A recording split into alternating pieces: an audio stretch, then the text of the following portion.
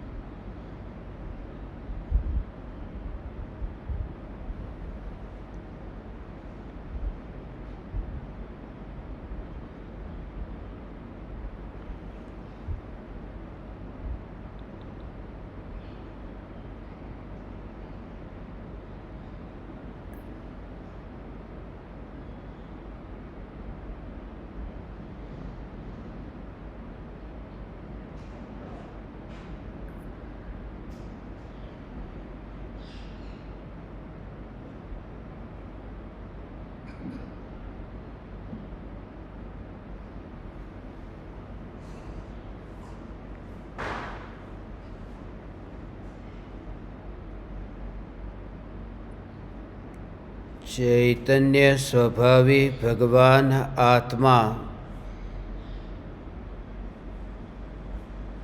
अनादि अनंत शुद्ध चैतन्य मात्र है। ज्ञान मात्र है।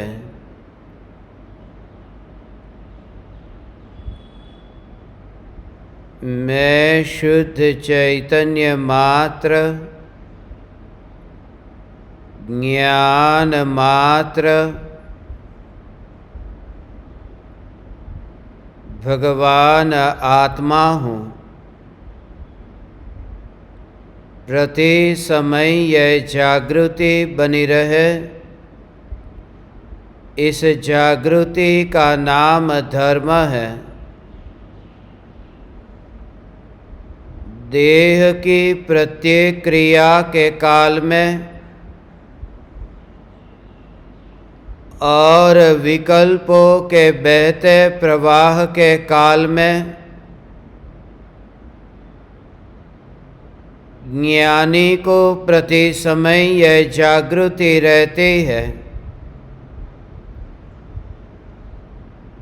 कि मैं चैतन्य तत्व इस देह की किसी भी क्रिया में और विकल्पों के बहते प्रवाह में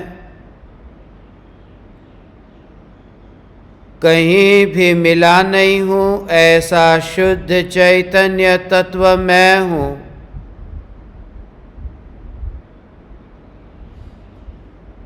प्रति समय स्वयं की शुद्ध चैतन्य सत्ता का बोध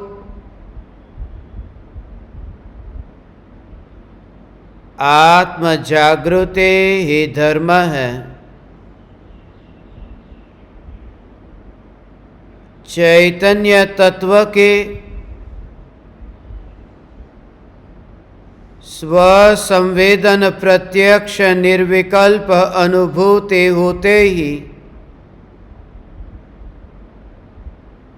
देह होने पर भी देहातीत दशा प्रकट होती है। इतना ही नहीं,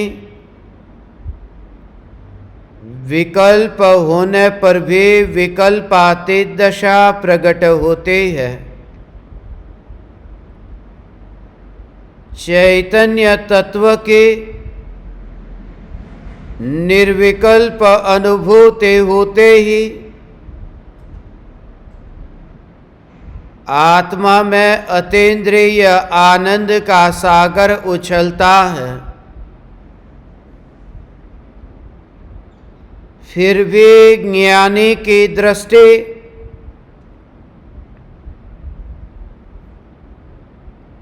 उस अतीन्द्रिय आनंद के सागर की ओर भी नहीं जाती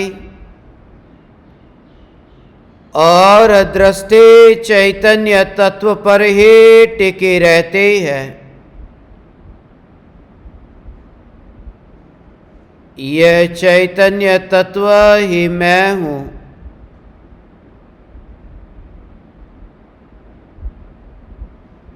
चैतन्य तत्व के निर्विकल्प अनुभूति होते ही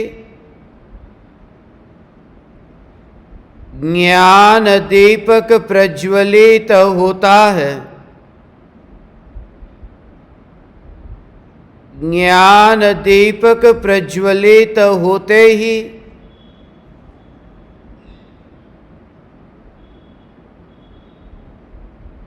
ऐसे यथार्थ श्रद्धा होते हैं कि मैं त्रिकाल प्रज्वलित ज्ञान दीपक हूँ। चैतन्य ज्योति की सत्ता के अतिरिक्त देह रूपी मिट्टी और रागादि भाव रूपी धुएं में कहीं भी फैला नहीं हूं।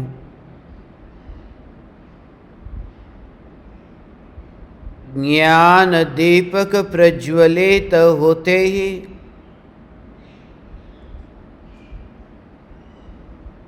ज्ञानी स्वयं को राख के दीवार का पड़ोसी मानता है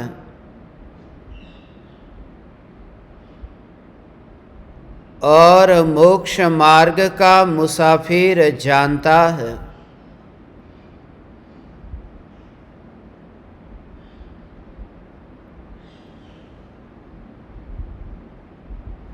ज्ञान दीपक प्रज्वलित होते ही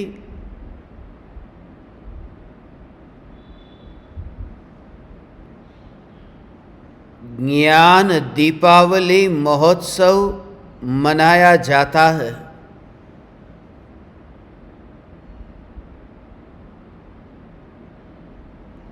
उत्सव उसे ही कहते हैं, महोत्सव उसे ही कहते हैं जिसमें किसी पराये के आधार की, परतंत्रता की, गुलामी की रंच मात्र निशानी न हो।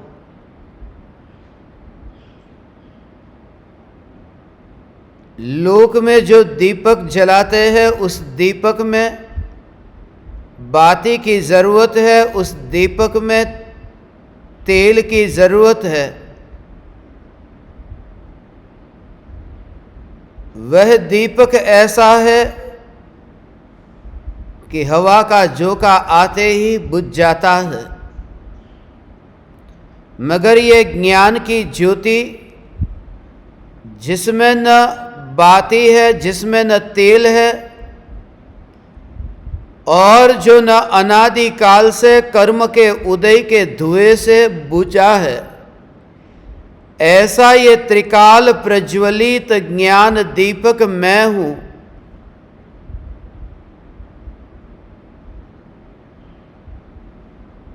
ज्योति से ज्योति मात्र का अनुभव, यही ज्ञान दीपावली का उत्सव है।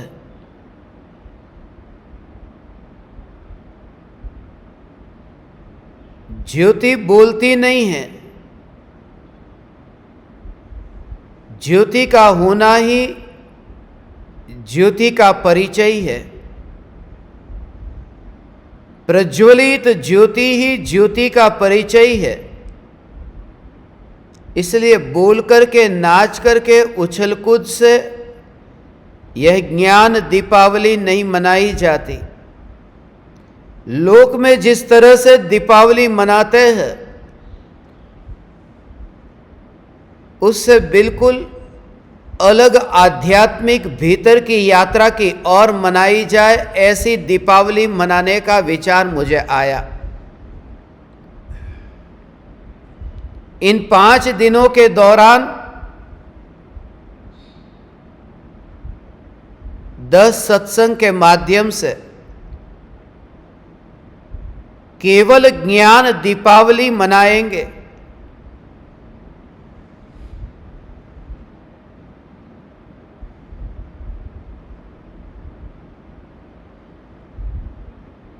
राग के धुएं से दीपावली बहुत बार मनाई। राग का धुआं अर्थात वितरागी देव शास्त्र गुरु के प्रति भक्ति का भाव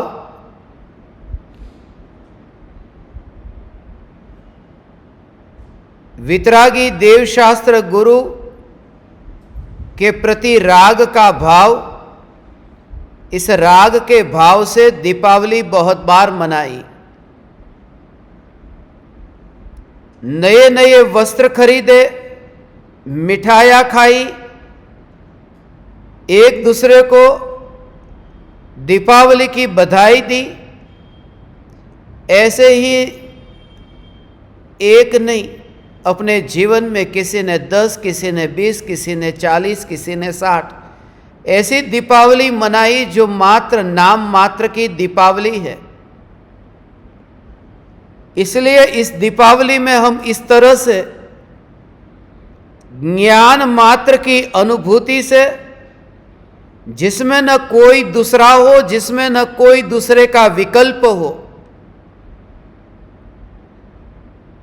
और जैसी दीपावली अनंत ज्ञानियों ने भूतकाल में मनाई है, ऐसी दीपावली हम मनाएंगे। इसलिए इस दीपावली के दौरान इस शिविर का नाम केवल ज्ञान दीपावली।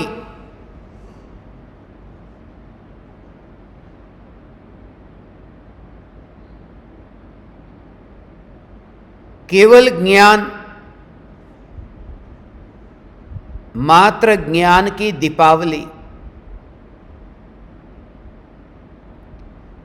जैसे केवली भगवान हैं, केवल ज्ञान राग से भी नहीं होता और देह से भी नहीं होता, पर भाव से भी नहीं होता और पर द्रव्य से भी नहीं होता। केवल ज्ञान, जैसे अरिहंत भगवान को राग नहीं है, पूर्ण वितरागी है। यदि राग से लोकालोक का जानना होता तो अरिहंत भगवान लोकालोक को कैसे जानते? वे तो पूर्ण वितरागी है। जानने के विकल्प से यदि लोकालोक को जानना होता तो वहां न तो लोकालोक को जानने का विकल्प है, न तो स्वयं को जानने का। फिर भी स्वयं सहित लोकालोक ज्ञान में जानने में आता है। केवल ज्ञान राग से नहीं होता और न ही केवल ज्ञान इंद्रियों से होता है, क्योंकि इंद्रियों से केवल ज्ञान होता तो सिद्ध परमात्मा को इंद्रिय ही नहीं है, फिर भी सिद्ध परमात्मा लोकालोक को जानते हैं। ज्ञान राग से भी नहीं होता और देह से भी नहीं होता। आत्मा में जो राग रहता है उससे भी ज्ञान नहीं होता। आत्मा जिस देह में रहता है उस देह में भी ज्ञान नहीं होता, उस देह से भी ज्ञान नहीं होता। इसलिए पांचों इंद्रियां नष्ट नहीं हो गई अरिहंत भगवान को। पांचों इंद्रियां है, मगर पांचों इंद्रियां होने पर भी पांचों इंद्रियों से जानना नहीं होता।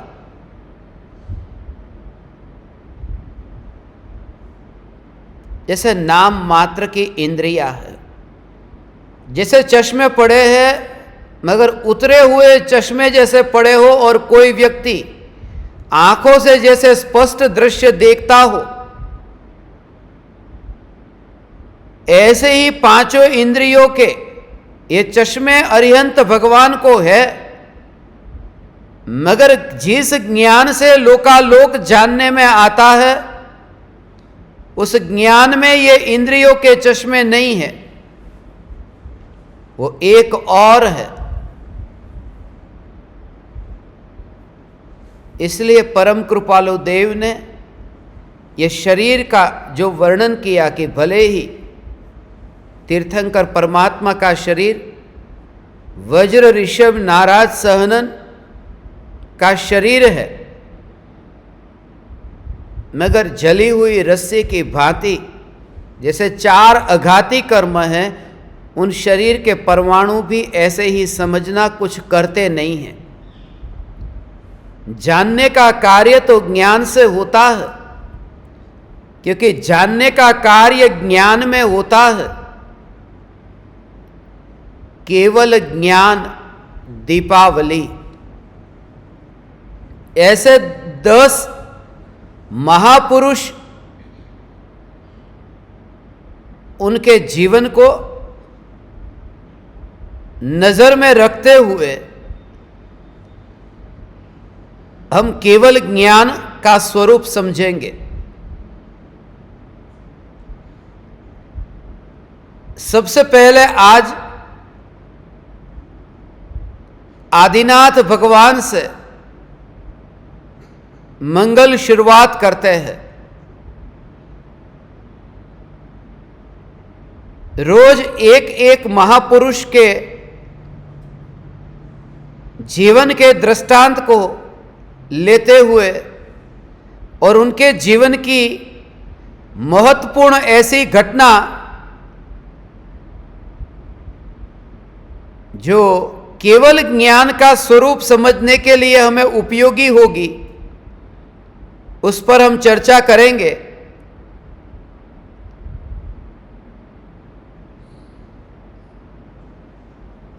सबसे अंतिम 10वां सत्संग होगा। आज आदिनाथ से शुरुआत कर रहे हैं और सबसे अंत में 10वां सत्संग होगा अनादिनाथ पर। आदिनाथ केवल ज्ञान दीपावली शिविर से अनादिनाथ केवल ज्ञान दीपावली शिविर, और इन 2 सत्संग के बीच में ऐसे महापुरुष आएंगे जिनमें भरत चक्रवर्ती आएंगे, बाहुबली आएंगे, महावीर भगवान, पार्श्वनाथ भगवान, गौतम स्वामी, शिवभूति मुनि, 5 पांडव में से 3 पांडव, ऐसे मुनिराज की जिनका केवल ज्ञान किसी विशिष्ट संयोग में हुआ था और उस समय उनकी अलिप्तता, उनकी निष्प्रभता और किस प्रकार से उनके भीतर भेद विज्ञान हुआ और उन्हें इन संयोगों के बीच में रहकर भी केवल ज्ञान प्रकट हुआ। आदिनाथ भगवान को केवल ज्ञान की प्राप्ति हुई। मुनि धर्म अंगीकार करके 1000 वर्षों तक केवल ज्ञान नहीं हुआ।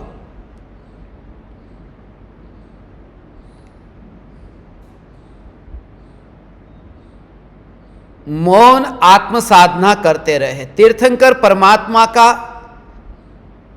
ये नियम है कि दीक्षा लेने के पश्चात जब तक केवल ज्ञान नहीं होता तब तक वे मौन रहते हैं। जैसे मुनिराज उपदेश देते हैं, ऐसे तीर्थंकर परमात्मा मुनि की अवस्था में उपदेश नहीं देते। और सत्य है कि बोलने का अधिकार वास्तव में उन्हें ही है जो पूर्ण रूप से मौन हो चुके हैं, और पूर्ण मौन वे है जो पूर्ण निर्विकल्प है, और पूर्ण निर्विकल्प वे है जो केवल ज्ञानी है। इसलिए आदिनाथ भगवान से आज से हम शुरुआत करते हैं दीपावली की। प्रत्येक आत्मा स्वभाव से केवल ज्ञान स्वभावी है।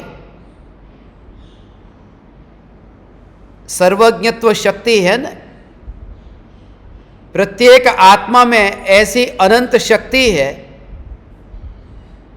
उनमें केवल ज्ञान की शक्ति आत्मा में है।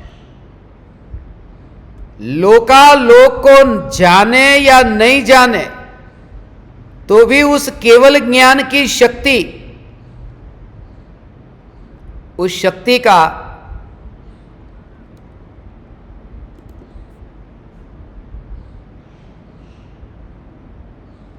नाश नहीं होता।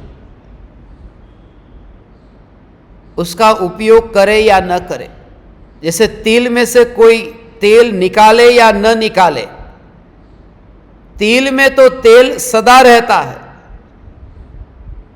यह आत्मा का ज्ञान पर्याय में शक्ति में से व्यक्त होकर के लोकालोक को जाने या न जाने, मगर आत्मा का ज्ञान जो लोकालोक को जाने, ऐसी जो शक्ति है, ये शक्ति सदा काल रहती है।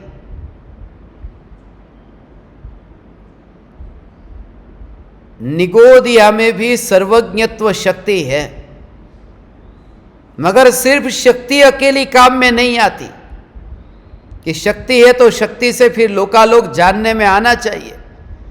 जैसे तिल में शक्ति है तेल की, मगर घर में यदि पूरी बनाना हो तो वो तिल काम में नहीं आते, तिल में से तेल जो बाहर निकला है वह काम में आता है।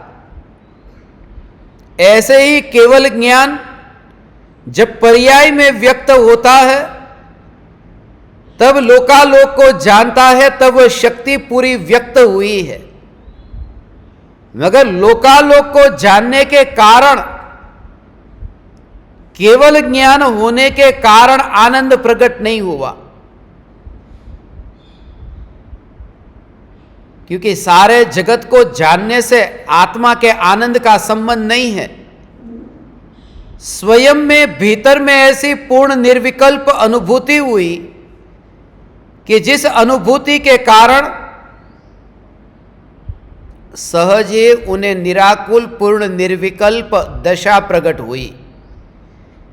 आदिनाथ भगवान को मुनि धर्म अंगीकार करने का विकल्प आया। ये तो आप सब जानते हैं कि नीलांजना की मृत्यु को देख करके राजा ऋषभदेव को वैराग्य आया था और उन्होंने मुनि धर्म अंगीकार किया। नीलांजना की मृत्यु को ही नहीं, ऐसी मृत्यु तो उन्होंने अपने जीवन में बहुत देखी थी,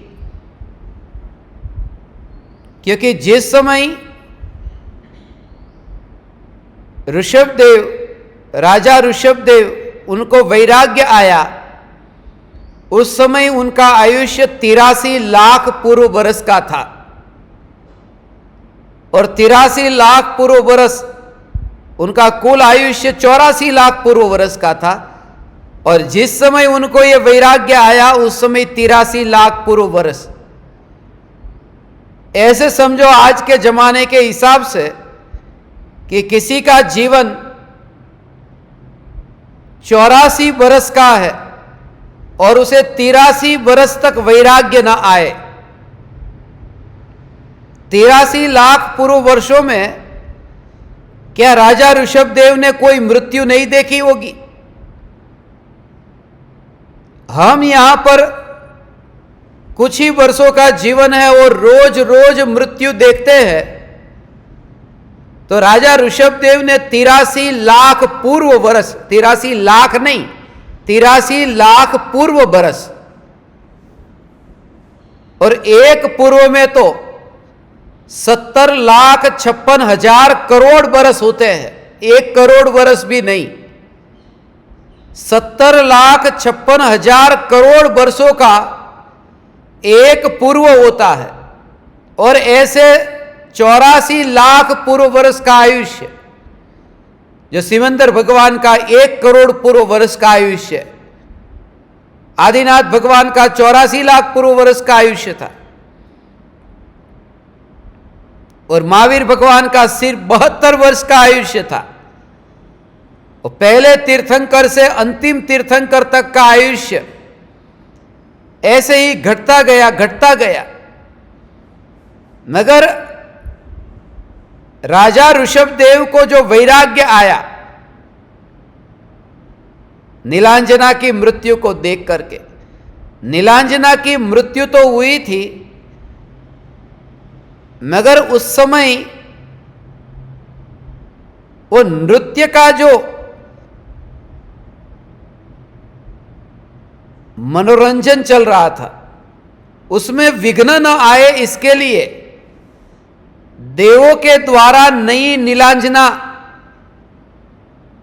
को लाने का ये जो प्रयास प्रारंभ हुआ, राजा ऋषभदेव ने वो देखा कि कोई मर गया है फिर भी ये नृत्य देखने में बीच में विघ्न न आए, इसलिए एक नीलांजना को हटाओ, दूसरी नीलांजना को लाओ।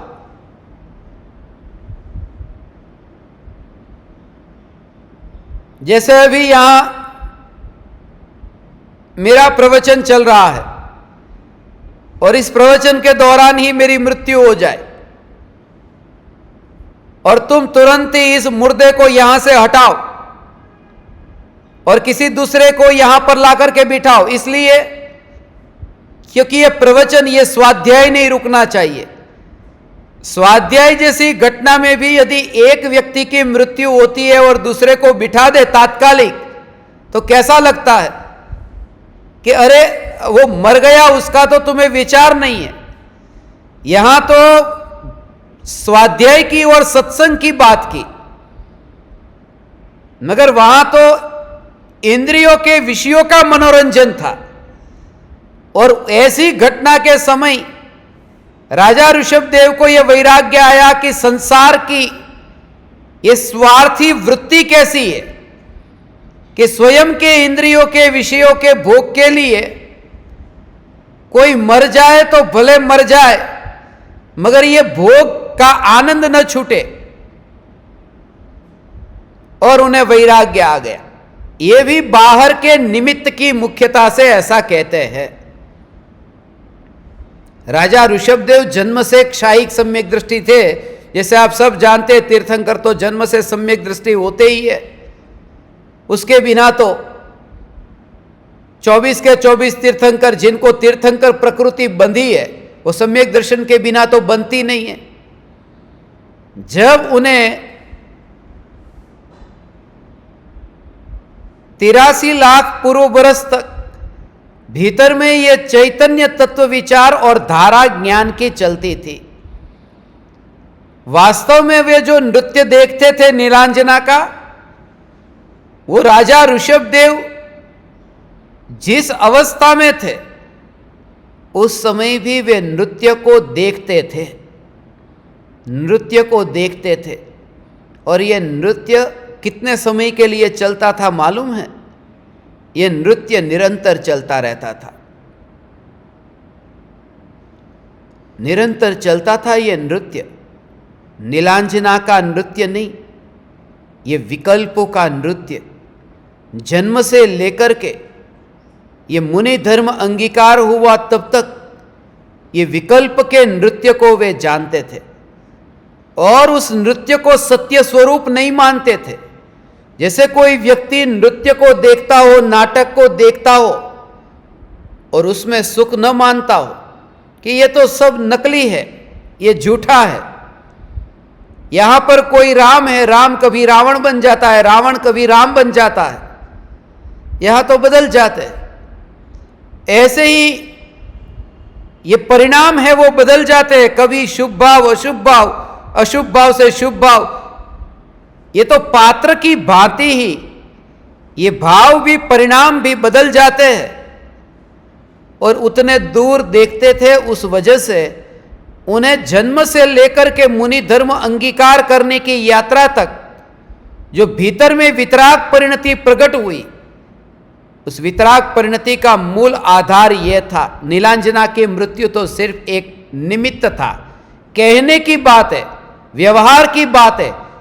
सत्य कहे तो सिर्फ ये बहाना है, ये झूठा है, सत्य यह है कि उनके अंतर में वह जो वितराग परिणति और भेद ज्ञान चलता था, इतना दूर से दिखाई दे कि जैसे कोई व्यक्ति स्टेज पर है, मंच पर है और देखने वाला दूर है, ऐसे ही राजा ऋषभदेव, उनके जो विकल्प उत्पन्न होते तो विकल्प को वे ऐसे दूर देखते। वो कैसे देखते थे? और ऐसा जो भेद विज्ञान, उसके बारे में मैं आपको कहूं कि ऐसे भेद विज्ञान से उनके अंतर में वह जो उपयोग राग के विकल्प से अलग होकर के, उदयगत परिणाम से उपयोग अलग होकर के उपयोग में जो समा जाता था और पता भी नहीं चलता। जैसे कोई व्यक्ति नृत्य को देखता हो और देखते देखते उसे नींद आ जाए और पता भी न चले कि कब वहां नृत्य समाप्त हो गया। नृत्य के कुछ अंश तो ऐसे ही चले गए, देखे भी नहीं। ज्ञानियों को ऐसा होता है। ये उदयगत जो परिणाम है, ये भाव है, वो चलते रहते हैं और उदयगत परिणाम में, उन भावों में तरंग जो आती है, विकल्प जो आत्मा में उत्पन्न होते हैं, उन उत्पन्न होते विकल्पों में भी इतना दूर दिखाई दे कि मैं वहां नहीं हूं। जैसे कोई व्यक्ति सागर की तरंगों को देखता हो और यह देखे कि मैं डूबता नहीं हूं, दूर से देख रहा हूं मगर डूबता नहीं हूं। ऐसे ही विकल्प को ज्ञानी जानता है मगर उतना दूर नहीं देखता, क्योंकि वहां पर वो अनुभव करता है कि मैं ज्ञान स्वरूप हूं और विकल्प जड़ है। अपने को यहां पर बिल्कुल गीला होता हुआ न देखे, भीगा हुआ न देखे। ये शरीर को तुम देखो कि ये भीगा हुआ शरीर, ये शरीर भीगा हुआ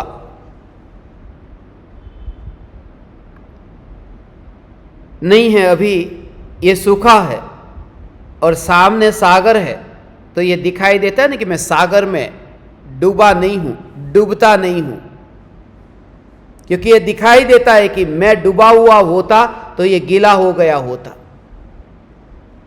सम्यक दृष्टि ज्ञानी को ये विकल्पों के तरंग के काल में ऐसी दूरी दिखती है, क्योंकि यहां पर सूखा रूखा ऐसा जो अनुभव हो रहा है और पानी दूर दिखाई देता है, तरंग दूर दिखाई देती है। ऐसे ही यहां ज्ञान की जो निर्मल अनुभूति होती है, केवल ज्ञान की अनुभूति होती है और विकल्प दूर दिखाई देता है। विकल्प का सागर, विकल्प की तरंगे वो दूर दिखाई देती है। और इस वजह से जब ज्ञान ज्ञान ज्ञान ज्ञान ज्ञान ज्ञान ऐसा जब विचार चले और फिर वो ज्ञान का निर्विकल्प अनुभव हो, तो उस समय स्वरूप को जानते जानते वो लोकालोक जानने में आ जाता है। ऐसा क्या होता है कि स्वरूप को जाने और लोकालोक जानने में आए? इसका थोड़ा भाव समझो कि मैं अभी कुर्सी को जानता हूं तो मुझे टेबल जानने में नहीं आता। मैं अभी खिड़की को जानता हूं तो दरवाजा जानने में नहीं आता। यहां तो एक वस्तु को जानूं कि दूसरी वस्तु जानने में नहीं आती। मगर ऐसा कैसे होता है कि मैं एक आत्मा को जानूं और सारा जगत मेरे ज्ञान में जानने में आ जाए? दूसरे को जानने भी नहीं गया, जानता है आत्मा को और लोकालोक जानने में आ जाता है। उसके कुछ क्रम है, उसको पहले ऊपर ऊपर से समझे फिर उसकी गहराई में जाए। कि जैसे किसी जीव मुनिराज को अब आत्मा के ध्यान में लीन हुए हैं, निर्विकल्प ध्यान में है, अब वहां पता ही नहीं है। जैसे बाहर में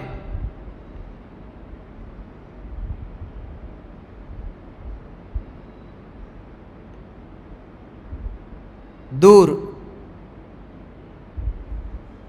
कोई उपसर्ग आया, कोई मुनिराज को ऐसा एहसास हुआ, अपने अंतर में ही ऐसे लीन है, शियाली है, वो शियाली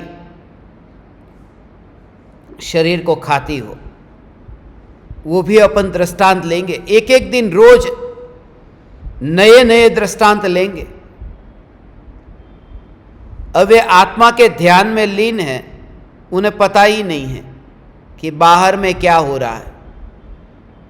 अंतर मुहूर्त में केवल ज्ञान प्रकट होता है, 48 मिनट के भीतर ही केवल ज्ञान प्रकट होता है।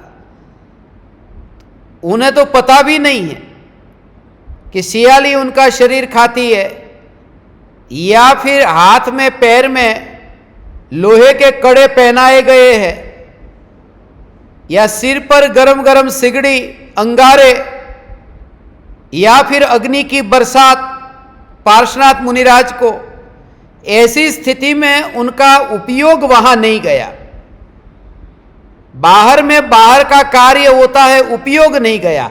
और जहां उपयोग ही नहीं गया तो अच्छा हुआ और बुरा हुआ, यह विकल्प ही नहीं हुआ।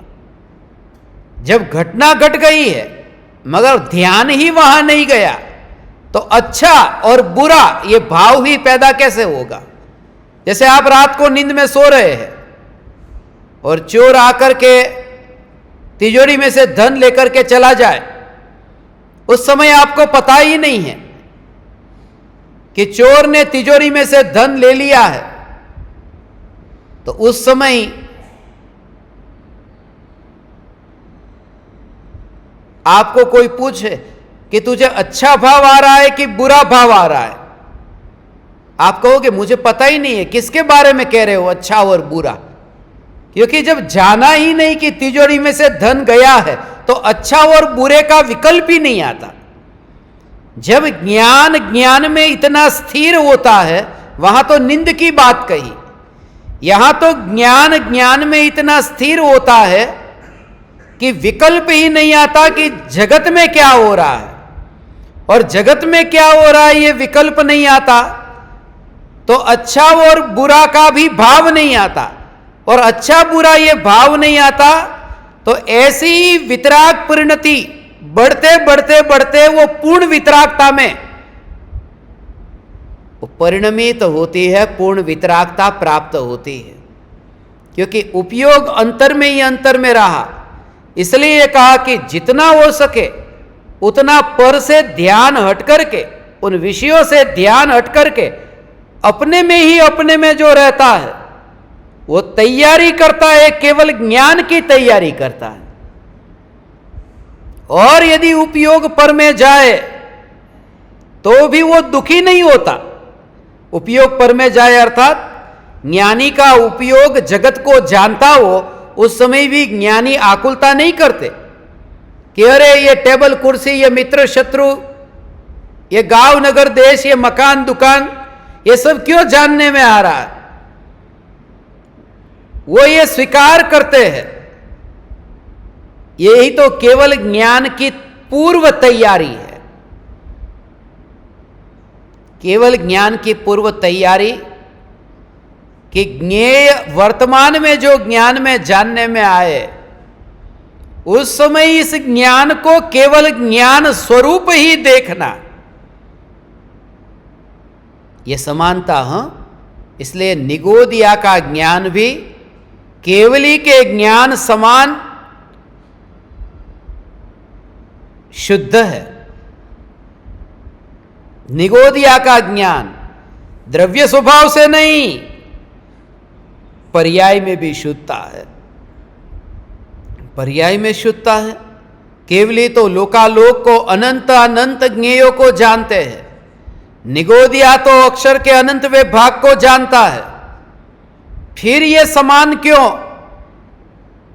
क्योंकि केवली भगवान जिस प्रकार इंद्रियों के परमाणु की गुलामी करते हुए ज्ञेय को नहीं जानते, ऐसे ही निगोदिया का ज्ञान भी इंद्रियों के परमाणु की गुलामी करता नहीं और ज्ञान से ही ज्ञेय को जानता है। ऐसा देखो, ज्ञान से ही ज्ञेय को जानता है। ये सर्दी गर्मी का ज्ञान जो एकेंद्री को होता है, ये वनस्पति को जो सर्दी और गर्मी का ज्ञान होता है, ये कठोर और कोमल का जो ज्ञान होता है, ये घास के परमाणु को छुए बिना वह सिद्ध परमात्मा घास के परमाणु को छुए बिना सर्दी और गर्मी ये ज्ञेय को जानता है। इसलिए वो एकेंद्रिय नहीं रहा, वो घास में नहीं रहा, वो ज्ञान में ही वास करता हुआ होने से और ज्ञान से ही ये सर्दी और गर्मी, कोमल और कठोर, इनको जानता होता होने से वो स्वतंत्र है, वो परमात्मा है, क्योंकि वो इंद्रियों से वो ज्ञेय को नहीं जानता है।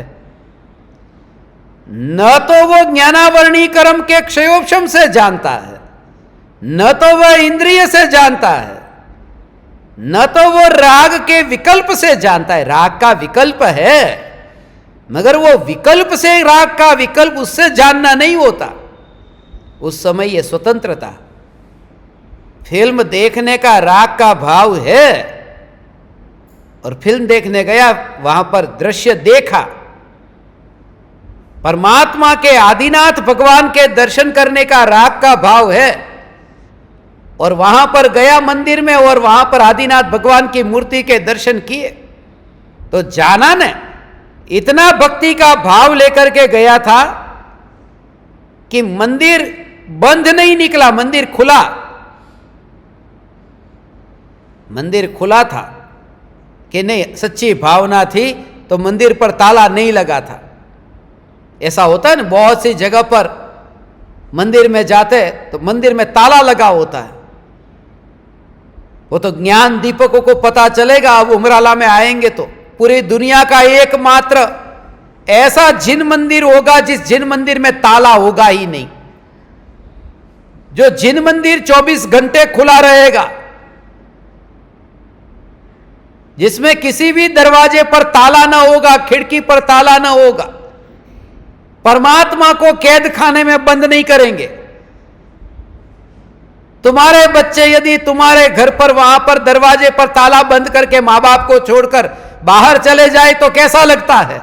ये तो तीन लोक के नाथ परमात्मा को अंदर बंद करके बाहर से ताला डाल करके चले जाए रात के टाइम पे, ऐसा हम नहीं करेंगे। लोग कहते परमात्मा हमारे द्वार पर क्यों नहीं आते? हम तो घर पर चले जाते हैं, इंतजार करते हैं परमात्मा का, मगर परमात्मा आते क्यों नहीं है? परमात्मा इसलिए नहीं आते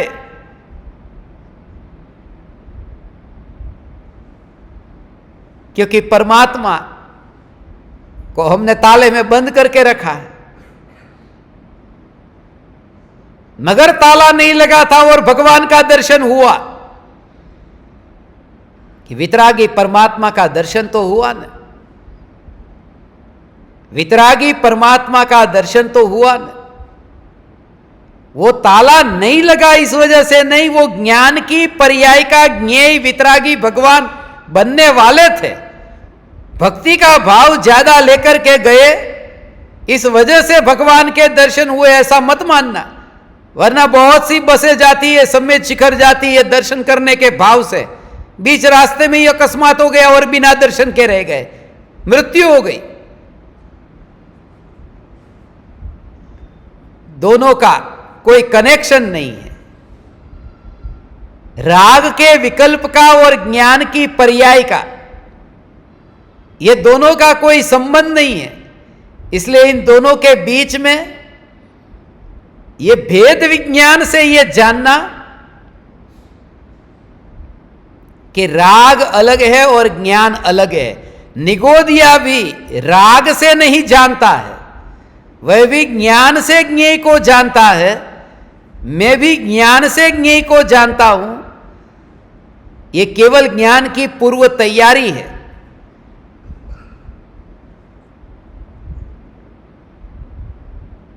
जो ज्ञेय वर्तमान में ज्ञान में जानने में न आए, लोकालोक ज्ञान में जानने में कब आएगा, कब आएगा, कब आएगा? अब इसकी तैयारी कि लोकालोक ज्ञान में जानने में कब आएगा। कितने विकल्प करे, उससे वो लोकालोक ज्ञान में जानने में नहीं आता। जिनको केवल ज्ञान हुआ उनको इस भाव से हुआ कि कब मैं लोकालोक को जानूं। लोकालोक को जानने तक का नहीं, लोकालोक का भी विकल्प नहीं था। इसको तो खतरनाक इच्छा कही है।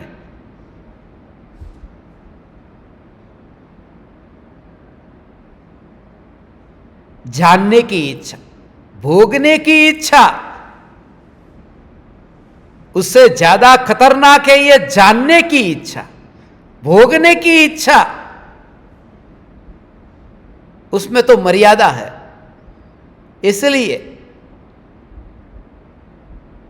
क्योंकि अभी रसगुल्ला खाया, पेट भर गया कि बस अब नहीं, फिर पेट में जगह ही नहीं है। मगर जानने की इच्छा ये तो मिटती ही नहीं है कि समय सार जाना, प्रवचन सार जाना और जानूं, या बाहर की दुनिया में अब भारत जान लिया, अब दुनिया जान लूं। दुनिया का कोई देश ऐसा न बचे जिसको मैं जानूं नहीं। पराये को जानना और जो अभी व्यक्त नहीं है उसे जानने का भाव क्या होता होगा, क्या होता होगा। ये जो भाव होता है ना, वो जो जानने की इच्छा है, लोकालोक को जानने की इच्छा। जब आत्मा को जानने तक का भी भाव नहीं रहता, भाव नहीं रहता, तब लोकालोक जानने में आता है। आदिनाथ भगवान के जीवन के बारे में मैं बता रहा था कि 83 लाख पूर्व बरस तक वे निरंतर नाटक को देखते थे और मंच से दूर अपनी सत्ता में रहते हुए वो दृश्य को देखते थे। रंग बेरंगी वे दृश्य थे, क्योंकि विकल्प को रंग बिरंगी कहा है।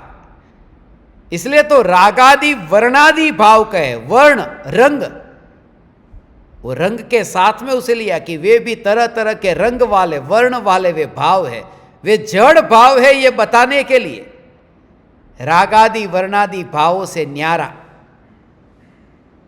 राजा ऋषभदेव को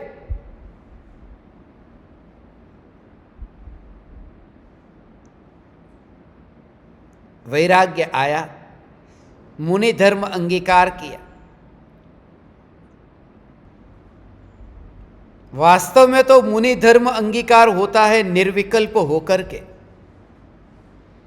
वे निर्विकल्प होकर के मुनि बने थे।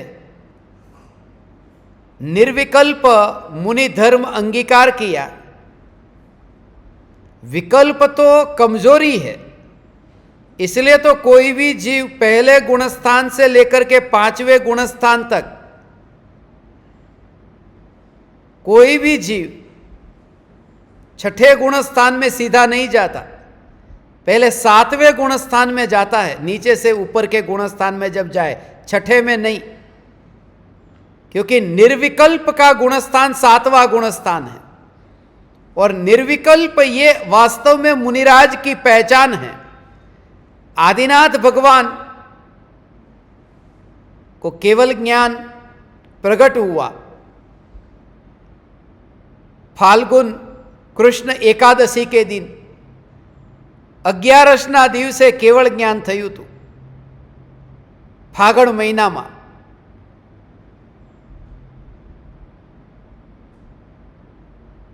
और पेड़ के नीचे, जब भी मैं वट वृक्ष के नीचे बैठता हूं तो मुझे आदिनाथ भगवान ये स्मरण में आते हैं।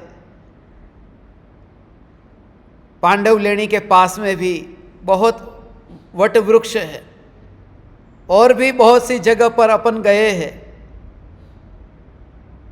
यहाँ पर भी सोनगढ़ जाते जाते भी बीच में वट वृक्ष है। उमराला में भी एक वट वृक्ष था हमारे गांव में। यहाँ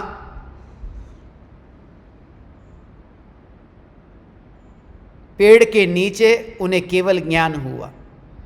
पेड़ की छाया में, वट वृक्ष के नीचे, एकेंद्रिय के नीचे बैठे थे, मगर अतीन्द्रिय से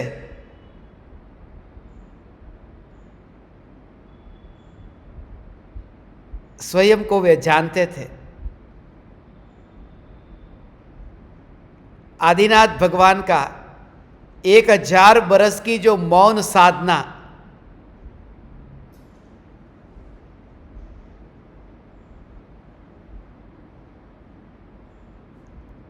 जिनके 1000 बरस तक आहार दान, शुरुआत में तो आहार दान की विधि को कोई जानता नहीं था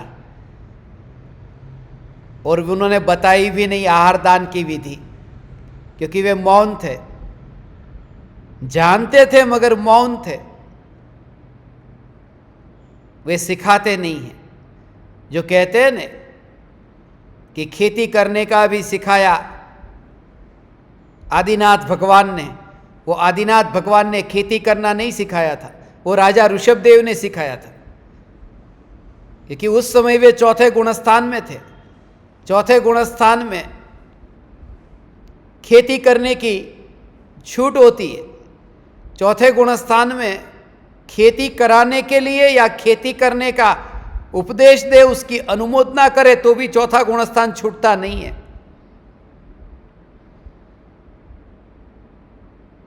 मगर मुनि धर्म अंगीकार करके ये भी उपदेश नहीं देंगे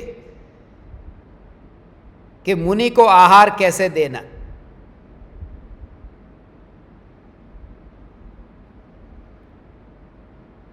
आदिनाथ भगवान महान हैं।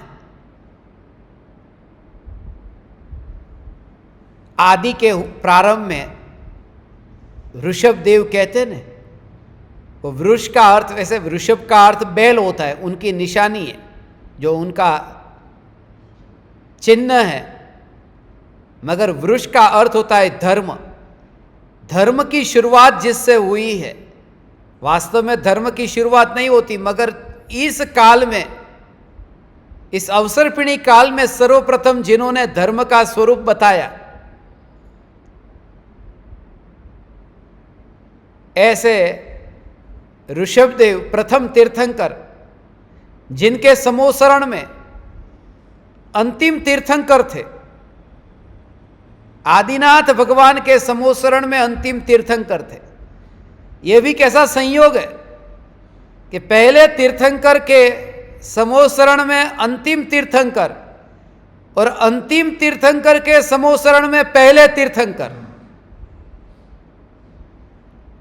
आदिनाथ भगवान के समोसरण में महावीर भगवान का जीव मरीचि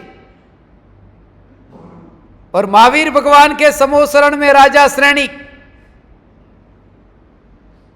जो आगामी 24 में प्रथम तीर्थंकर होंगे।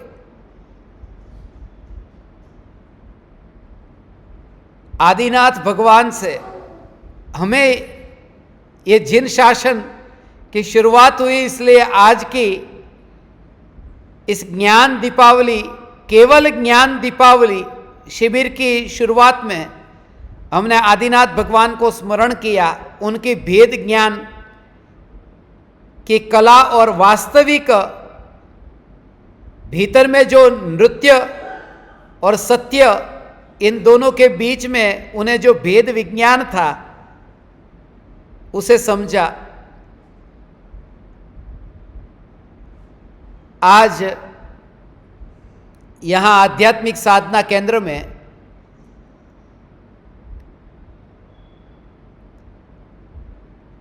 हमने YouTube पर लाइव सेशन रखने का विचार किया, मगर आप में से कोई भी ठीक तरह से सुन नहीं पाए, उसका मुझे खेद है। गांव में यहाँ पर इंटरनेट का बहुत प्रॉब्लम है, कितनी भी सुविधा करो, दुविधा होती ही होती है। उसके लिए भी भाग्य चाहिए।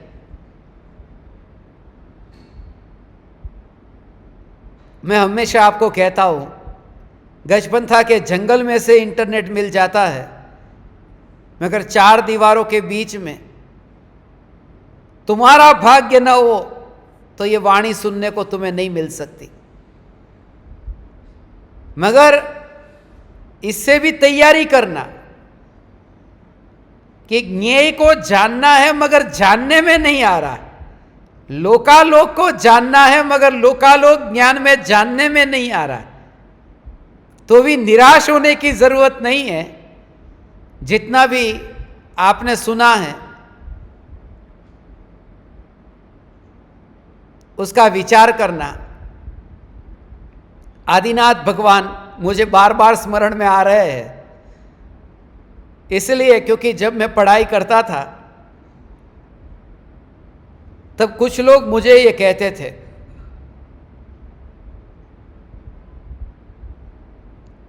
कि ये पंडिताई करने से काम नहीं चलेगा,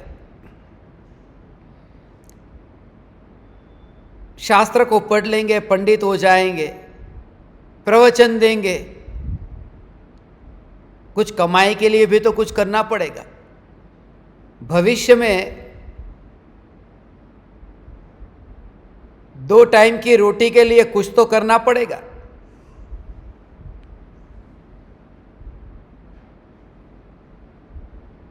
ऐसा सुझाव लोग देते थे और कुछ लोग उसका समाधान भी कर देते थे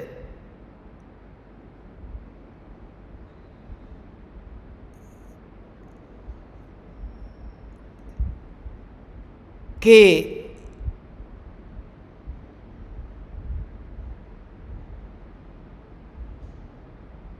आदिनाथ भगवान की जो भक्ति करेगा उन्हें 2 टाइम की रोटी नहीं मिलेगी, चिंता क्यों करते हो? मगर आदिनाथ भगवान पर श्रद्धा रख करके यही चैतन्य के मार्ग को अपनाओ। आदिनाथ भगवान की भक्ति करने वाले को 2 टाइम की रोटी मिले बिना नहीं रहती, ऐसा कहते।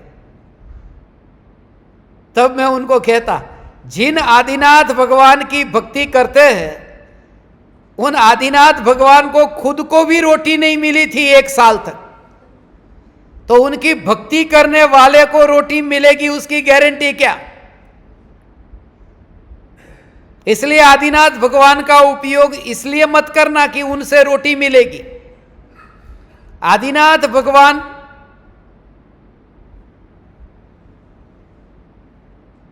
हमें कुछ भी नहीं देंगे। आदिनाथ भगवान तो ये कहते हैं कि तुझे मेरे पास मांगने की जरूरत क्या है।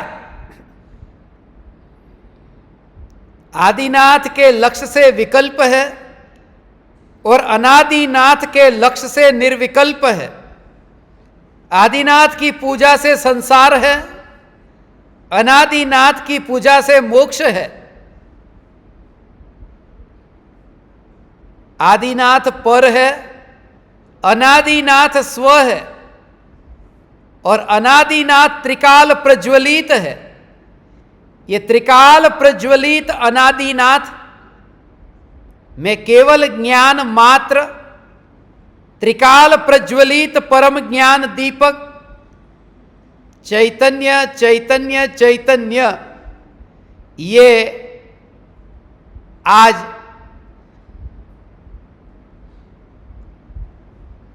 बार बार ये चैतन्य चैतन्य चैतन्य तत्व विचार के लिए मैंने पहले दिन आपको एक दीपावली की रूपरेखा बताई। शाम को अपन बाहुबली भगवान के जीवन चरित्र को देखेंगे और तब तक मैं कोशिश करता हूँ कि इंटरनेट का जो प्रॉब्लम यहाँ हो रहा है, जिससे आप में से अभी मैं देख रहा हूँ 1-2 लोग ही सुन रहे हैं, बाकी कोई नहीं सुन रहा है, पता नहीं। मगर आज शाम तक यदि हो सका तो आप तक ये सत्संग पहुंचाया जाए। सब व्यवस्था ठीक थी, मगर अंतिम घड़ी में ये वायर कट गया। मैं आपको बार बार कहता हूं, बाहर में जितने भी वायर कट जाए वो कट जाए, तुम्हारा भीतर में चैतन्य से कनेक्शन न कटे। बाहर का दीपक बुझ जाए तो बुझ जाए, मगर तुम्हारे भीतर में ज्ञान का प्रज्वलित दीपक त्रिकाल जल रहा है, ये जागृति न छूटे, ये धारा न टूटे। ऐसी पवित्र और मंगल भावना में आप ज्ञान दीपकों के लिए, साधकों के लिए भाता हूं। और आज शाम को 7 बजे बाहुबली केवल ज्ञान दीपावली पर सत्संग करने के लिए हम मिलेंगे। आप समस्त परमात्माओं को मेरे हृदय के अंतःकरण से प्रणाम करता हूं। मेरे प्रणाम स्वीकार करें।